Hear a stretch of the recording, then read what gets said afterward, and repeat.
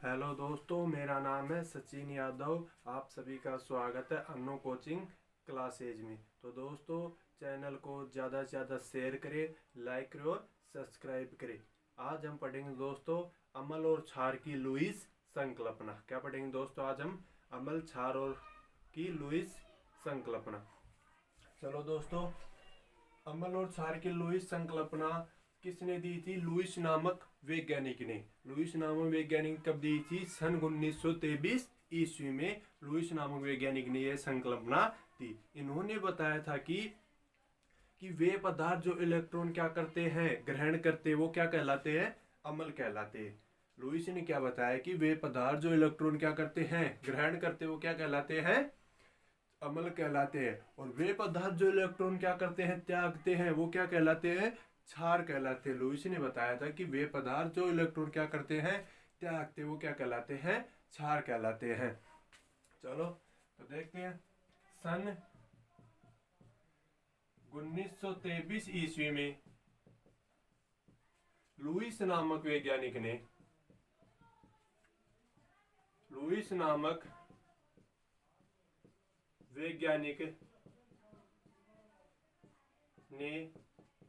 यह संकल्पना दी। कब दी थी? 1923 ईस्वी में लुईस नामक वैज्ञानिक ने यह संकल्पना दी। लुईस के अनुसार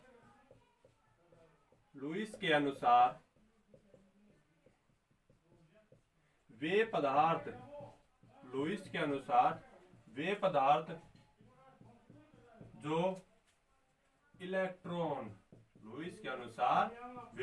जो इलेक्ट्रॉन इलेक्ट्रॉन को ग्रहण करते हैं, अम्ल कहलाते हैं। अम्ल कहलाते हैं। तथा वे पदार्थ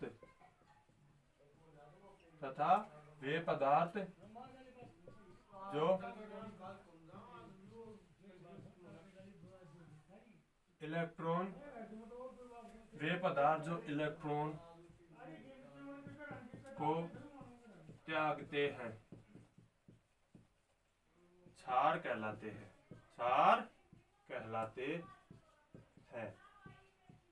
क्या कहलाते हैं दोस्तों? क्षार कहलाते हैं।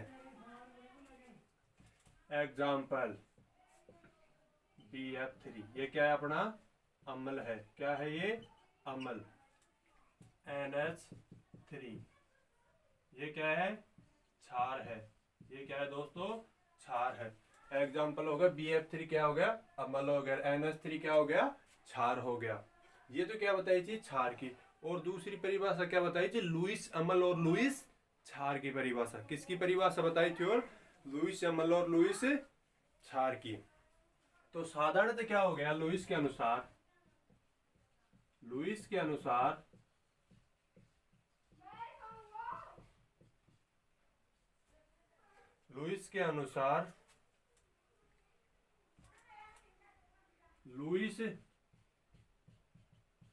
क्षार इलेक्ट्रॉन देते हैं। लुईस के अनुसार लुईस क्षार क्या होगा? जो इलेक्ट्रॉन देते हैं। और लुईस अम्ल इलेक्ट्रॉन क्या करते हैं? ग्रहण करते हैं। इलेक्ट्रॉन को ग्रहण करते हैं। लुईस के अनुसार लुईस क्षार तो क्या हो गए दोस्तों? जो इलेक्ट्रॉन क्या करते हैं? इलेक्ट्रॉन देते हैं। और लुईस अम्ल क्या हो गए दोस्तों? इलेक्ट्रॉन को ग्रहण करते हैं। अब लुईस अम्ल की परिभाषा देख लो। लुईस के अनुसार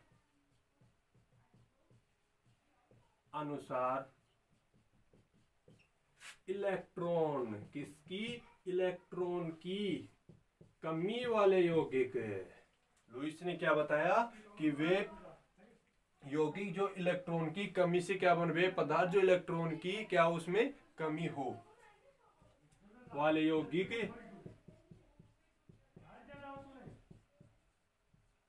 इलेक्ट्रॉन की कमी वाले यौगिक अम्ल का कार्य करेंगे। किसका कार्य करेंगे?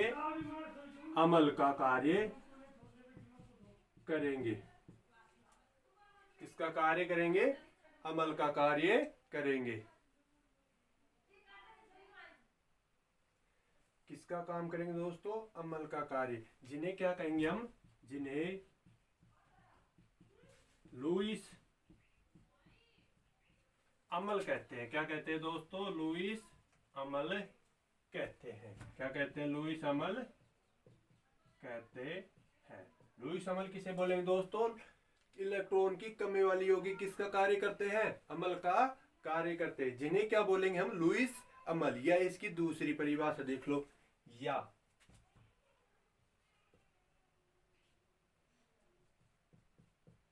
वे पदार्थ जिनका अष्टक क्या अष्टक अपूर्ण हो, यानी कि अष्टक पूर्ण भरित ना हो, वे पदार्थ जिनका अष्टक अपूर्ण हो, लुईस अम्ल कहलाते हैं। क्या कहलाते हैं दोस्तों? लुईस अम्ल कहलाते हैं। क्या कहलाते हैं? लुईस अम्ल कहलाते हैं। तो दोस्तों दूसरी परिभाषा क्या होगी? वे पदार्थ जिनका अष्टक क्या हो? अपूर्ण, यानी कि उनका अष्टक पूर्ण भरित नहीं हो, उन्हें क्या बोलेंगे हम? लुईस अम्ल बोलेंगे। जैसे एग्जांपल देख लो, BF3 AlCl3 Mg2+ Na+। तो इनमें इनका अष्टक क्या नहीं है? पूर्ण भरित नहीं है। मैग्नीशियम के 2 इलेक्ट्रॉन बाहर हम कोष में बचते हैं, तो ये क्या दर्शाता है? +2 संयोजकता दर्शाता है। तो इसका अष्टक पूर्ण भरित नहीं है, तो ये क्या हो जाएंगे? अपने लुईस अम्ल हो जाएंगे। तो लुईस अम्ल क्या हो जाएंगे दोस्तों? वे पदार्थ जिनका अष्टक अपूर्ण हो उन्हें क्या बोलेंगे हम? लुईस अम्ल बोलेंगे। क्या बोलेंगे? उन्हें लुईस अम्ल बोलेंगे। ठीक है दोस्तों। हाँ तो दोस्तों अभी हमने किसकी परिभाषा पढ़ी थी? लुईस अम्ल की। अब क्या पढ़ेंगे? लुईस क्षार की परिभाषा। किसकी परिभाषा पढ़ेंगे दोस्तों? लुईस क्षार की परिभाषा। तो लुईस क्षार की परिभाषा क्या बताई लुईस नामक वैज्ञानिक ने? कि इलेक्ट्रॉन का, किसका? इलेक्ट्रॉन का एकांकी युग्म, इलेक्ट्रॉन का एकांकी युग्म, एकांकी युग्म लुईस क्षार कहलाता है। लुईस क्षार कहलाता है। क्या बताया इसने परिभाषा? कि एकांकी युग्म रखने वाले यौगिक क्या कहलाएंगे दोस्तों? सॉरी एकांकी युग्म रखने वाले यौगिक, रखने वाले यौगिक लुईस क्षार कहलाते हैं। लुईस क्षार कहलाते हैं। ठीक है दोस्तों। इसकी परिभाषा क्या होगी? इलेक्ट्रॉन का एकांकी युग्म रखने वाले यौगिक क्या कहलाते हैं दोस्तों? लुईस क्षार कहलाते हैं। जैसे एग्जांपल देख लो, H2O NH3 आदि, ये क्या हो जाएंगे दोस्तों? लुईस क्षार हो जाएंगे। क्या हो जाएंगे दोस्तों? ये लुईस क्षार हो जाएंगे। अब देखो इस हमने 2 संकल्पना और पढ़ी थी, ब्रांडसेट लोरी की अवधारणा पढ़ी। उनमें क्या था?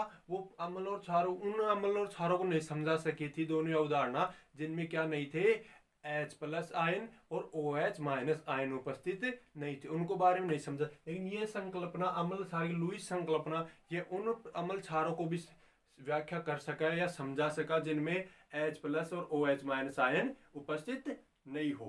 ठीक है दोस्तों। तो इस संकल्पना के अनुसार उन अम्ल और क्षारों इसको क्षारों को अम्ल और क्षारों को जिनमें हाइड्रोजन आयन और OH माइनस आयन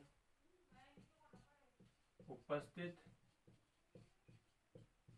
नहीं थे,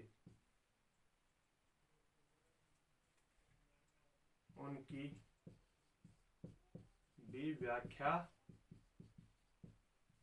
की जा सकती है। इस संकल्प के अनुसार उन अम्ल और क्षारों को जिनमें हाइड्रोजन आयन और OH आयन उपस्थित नहीं थे, उनकी भी क्या कर सकते हैं, व्याख्या की जा सकती है। ठीक है दोस्तों, उनकी भी क्या की जा सकती है, व्याख्या की जा सकती है। तो दोस्तों अगला टॉपिक क्या है अपना, अम्ल के सामान्य गुण। अगला टॉपिक क्या है दोस्तों अपना, अम्ल के सामान्य गुण। अम्ल के सामान्य गुण कितने हैं दोस्तों, 5 गुण है। कितने गुण है, 5 गुण है। अम्ल के सामान्य गुण कितने हैं दोस्तों, 5। सबसे पहला गुण क्या है, पहला, अम्ल नीले लिटमस पत्र को क्या कर देता है, लाल कर देता है, लाल कर देता है। हमने फर्स्ट पार्ट में पढ़ा था, क्या ट्रिक बताई थी, अनील। क्या बताई थी, अनील। ए मीन्स अमल, क्या बताया था, ए मीन्स अमल, नी मीन्स नीला, ले मीन्स लाल। क्या ट्रिक बताई दोस्तों, अनील। ए मीन्स अमल, नी मीन्स नीला, ले मीन्स लाल। तो क्या पहला गुण क्या हो गया अमल का, कि अमल नीले लिटमस पत्थर को क्या कर देता है, लाल कर देता है। दूसरा गुण,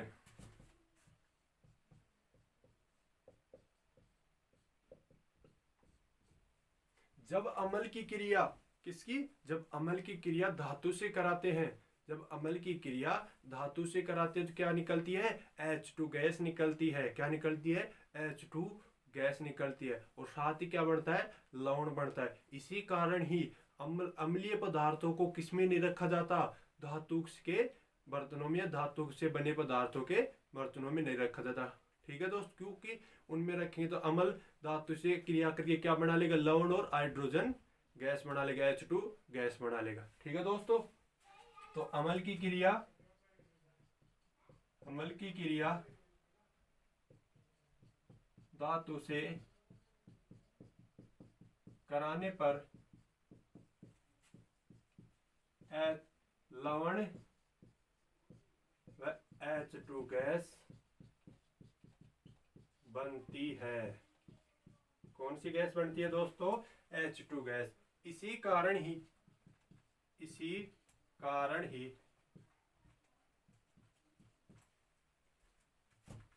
अम्लीय पदार्थों को, किसको, अम्लीय पदार्थों को धातु के बर्तनों में नहीं रखा जाता, बर्तनों में नहीं रखा जाता है। तो दोस्तों क्वेश्चन आ जाए कि अम्ल को धातु के बर्तनों में क्यों नहीं रखा जाता, क्या बताओगे, अम्ल धातु से क्रिया करके क्या बना लेता है, लवण और H2 गैस बना लेता है। क्या बना लेता है, लवण और H2 गैस बना लेता है। इसलिए अम्ल को धातु के बर्तनों में नहीं रखा जाता।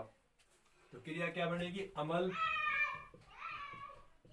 क्रिया कर रहा है धातु से, तो क्या बन रहा है, लवण प्लस H2 गैस। क्या बन रही है, लवण और H2 गैस। चलो करा के देख लेते हैं हम। सल्फ्यूरिक अम्ल प्लस धातु Zn ले लिया, जस्ता बोलते हैं आप जिसको, जिंक भी बोलते हैं। तो क्या बन जाएगा, ZnSO4 और क्या निकल गई, H2 गैस निकल गई। ये क्या हो गया अपना, लवण हो गया।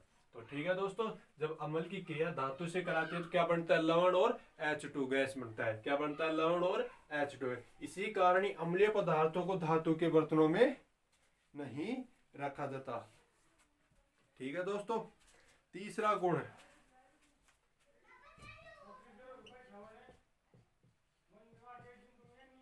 धातु ऑक्साइड।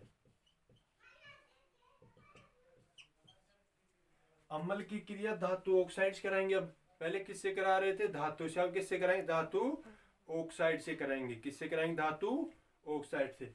जब अम्ल की क्रिया धातु ऑक्साइड से कराते हैं तो क्या बनता है, लवण और जल बनता है। जब अम्ल की क्रिया धातु ऑक्साइड से कराते हैं तो क्या बनता है, लवण और जल बनता है। ये लवण और जल की कौन सी प्रवृत्ति का होता है, क्षारीय प्रवृत्ति का होता है। कैसी प्रवृत्ति का होता है, क्षारीय प्रवृत्ति का होता है। जब धातु ऑक्साइड की क्रिया अम्ल से कराते हैं तो क्या बनता है, लवण और जल बनता है। और ये लवण और जल किस प्रवृत्ति का होता है, क्षारीय प्रवृत्ति का होता है। किस प्रवृत्ति का होता है दोस्तों, क्षारीय प्रवृत्ति का होता है। ठीक है, चलो कराते हैं। अम्ल की क्रिया, अम्ल की क्रिया धातु ऑक्साइड से, धातु ऑक्साइड से कराने पर लवण व जल बनता है। लवण व जल बनता है। और यह क्षारीय प्रवृत्ति का होता है। कौन सी प्रवृत्ति का होता है दोस्तों, क्षारीय प्रवृत्ति का होता है। क्षारीय प्रवृत्ति का होता है। चलो कराते हैं। अम्ल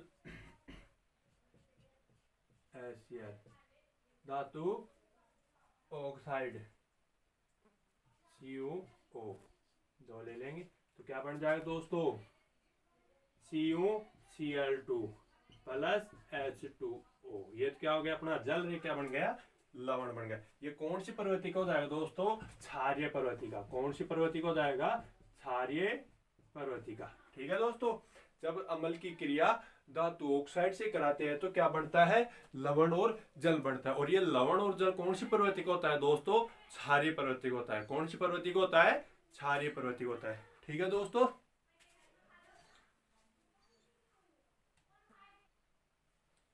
चौथा सामान्य गुण क्या है दोस्तों अम्ल का, कि जो अम्ल है वो जलीय विलयन विद्युत का क्या होता है, सुचालक। सुचालक किसे कहते हैं, जिसमें से विद्युत धारा क्या हो जाए, गुजर जाए या आर पार निकल जाए, उसे क्या बोलेंगे दोस्तों, सुचालक या चालक। तो अपना जो अम्ल है वो विद्युत का क्या होता है, जलीय विलयन क्या होता है दोस्तों, सुचालक होता है। क्या होता है दोस्तों, सुचालक होता है। क्या होता है, सुचालक। इसलिए इसका उपयोग विद्युत अपघटन यानी विद्युत को अपघटन करने में किया जाता है। किसका उपयोग, अम्ल का उपयोग। ठीक है दोस्तों, तो चौथा सामान्य गुण क्या हो गया दोस्तों, अम्ल जलीय विलयन में, जलीय विलयन में विद्युत का सुचालक होता है। सुचालक होता है। अम्ल जलीय विलयन विद्युत का क्या होता है दोस्तों, सुचालक होता है। इसलिए इसका उपयोग विद्युत अपघट्य में किया जाता है। तो चौथा गुण क्या हो गया दोस्तों, कि अम्ल है जो जलीय विलयन क्या है, विद्युत का सुचालक है। इसलिए इसका उपयोग किस में कर देते हैं, विद्युत अपघट्य में किया जाता है। अब पढ़ेंगे हम अंतिम और पांचवा गुण। अंतिम और पांचवा, जब अम्ल की क्रिया क्षार से कराते हैं तो अम्ल अपना क्या खो देता है, गुण खो देता है। और क्या बनता है, लवण बनता है। क्या बनता है, लवण बनता है।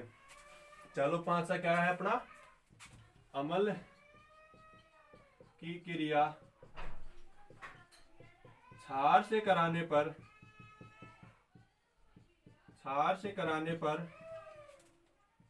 अपने गुण खो देता है। खो देता है।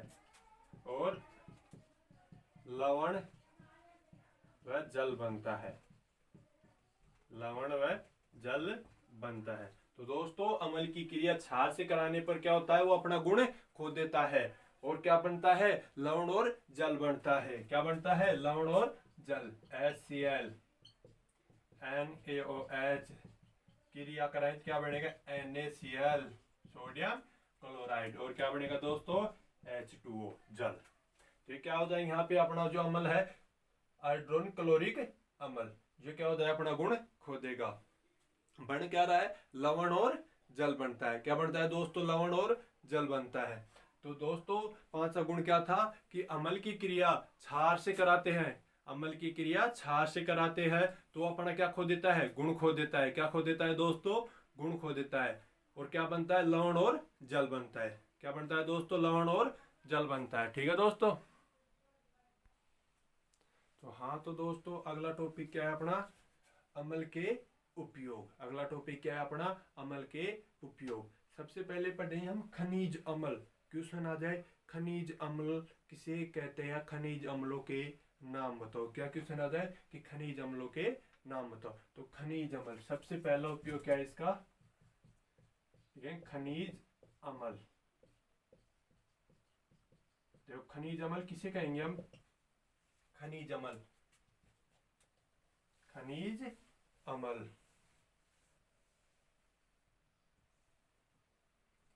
H2SO4 सल्फ्यूरिक अम्ल, सल्फ्यूरिक अम्ल। दूसरा हाइड्रोक्लोरिक अम्ल HCl।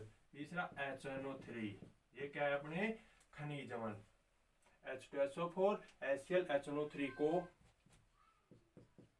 खनिज अम्ल कहते हैं। क्या कहते हैं, खनिज अम्ल कहते हैं। इनका उपयोग कहाँ किया जाता है, खनिज अम्लों का उपयोग, इनका उपयोग उद्योगों में। किसमें, उद्योगों में। उद्योगों में भी, उद्योगों में पेंट,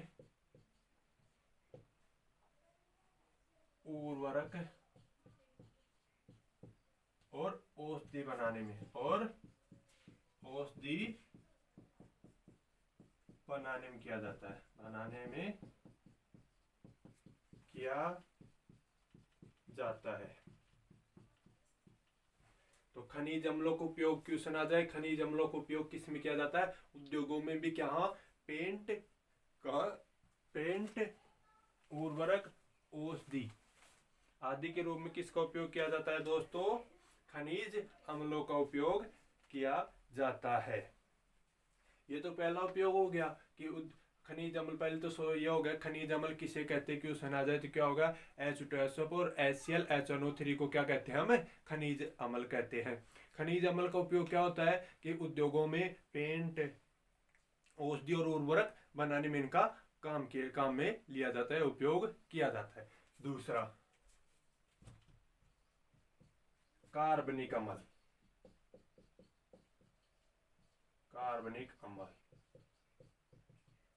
कार्बनिक क्वेश्चन आ जाए, कार्बनिक अम्ल किसे कहते हैं। तो कार्बनिक पौधों और जंतुओं में प्राकृतिक रूप से पाए जाने वाले अम्लों ने क्या बोलेंगे आप, कार्बनिक अम्ल बोलेंगे। कार्बनिक अम्ल किसे कहेंगे कि पौधों और जंतुओं में प्राकृतिक रूप से आने वाले अम्लों को क्या बोलेंगे हम, कार्बनिक अम्ल कहते हैं। कार्बनिक अम्ल किसे कहेंगे दोस्तों कि पौधों और जंतुओं में प्राकृतिक रूप से आने वाले अम्लों को क्या कहेंगे, पाए जाने वाले अम्ल या क्या कहेंगे, कार्बनिक अम्ल कहेंगे। तो क्या होगा दोस्तों, पौधों और जंतुओं में प्राकृतिक रूप से, यानी प्राकृतिक रूप से पाए जाने वाले अम्लों को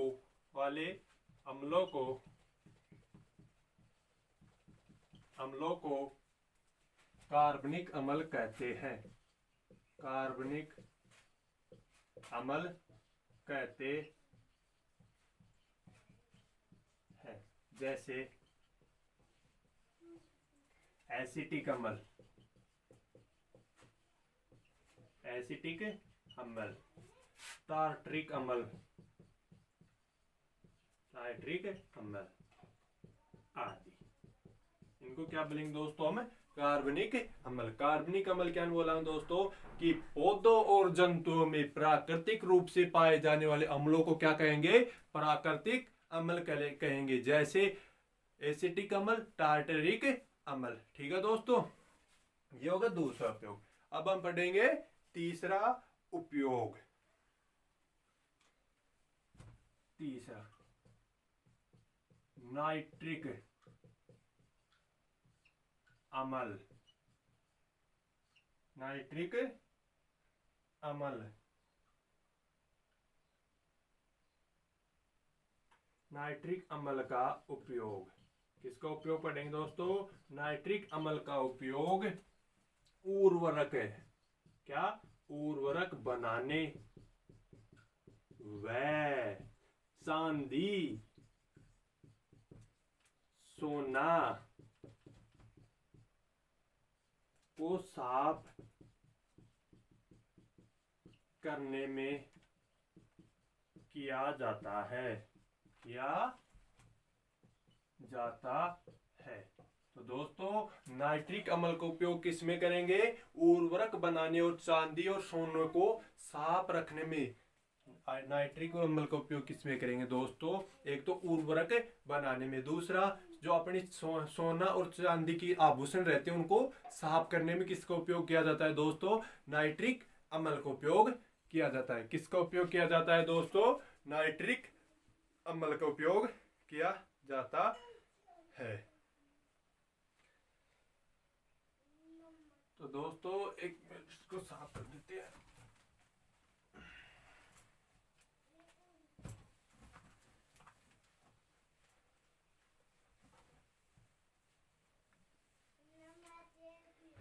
चौथा उपयोग अमलराज। अमलराज। तो दोस्तों अमलराज किसे कहेंगे? अमलराज क्या है अगला अपना? अमलराज किसे कहेंगे? तो दोस्तों अमलराज किसे कहेंगे? यानी कि एक भाग तो कौन हो? HNO3। एक भाग तो कौन हो दोस्तों? HNO3। और 3 भाग किसके हो? HCl को। इन दोनों को मिला दिया जाए तो क्या बनता है? अमलराज बनता है। यानी कि 25% तो क्या होना चाहिए अपना? नाइट्रिक अम्ल होना चाहिए और 75% अपना हाइड्रोक्लोरिक अम्ल होना चाहिए। जब इन दोनों को आपस में मिला दिया जाता है तो क्या बनता है? अमलराज बनता है। क्या बनता है दोस्तों? अमलराज बनता है। अमलराज बनता है। ये अमलराज एक बहुत महत्वपूर्ण यौगिक है। अमलराज बहुत महत्वपूर्ण। ये सोने जैसी धातु को भी क्या कर देता है? विलय कर देता है, यानी कि पिघला देता है। जो अपना अमलराज है सोने जैसी धातु क्या कर देता है? विलय कर देता है। ठीक है दोस्तों, तो अमलराज किसे कहेंगे? कि एक भाग HNO3 नाइट्रिक अम्ल तथा 3 भाग HCl को मिलाने पर अमलराज बनता है। अमलराज बनता है। यह सोने जैसी धातु को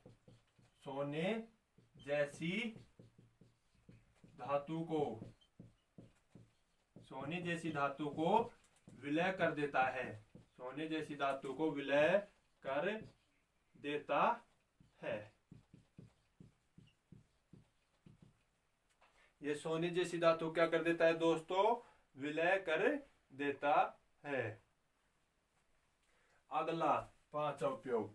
तो दोस्तों अम्लों का राजा। अब कौन आ रहा है अपना? अम्लों का राजा, किंग ऑफ एसिड। कौन है? सल्फ्यूरिक अम्ल को अम्लों का राजा यानी कि किंग ऑफ एसिड। तो दोस्तों ये क्वेश्चन मोस्ट इंपोर्टेंट मानना कि अम्लों का राजा किसे कहते हैं। तो सल्फ्यूरिक अम्ल को क्या कहते हैं दोस्तों? अम्लों का राजा, किंग ऑफ एसिड। क्या दोस्तों? किंग ऑफ एसिड कहते हैं। इसका उपयोग किसका उपयोग? सल्फ्यूरिक का। इसका उपयोग दोस्तों सेल कार्बेटरी के निर्माण में किया जाता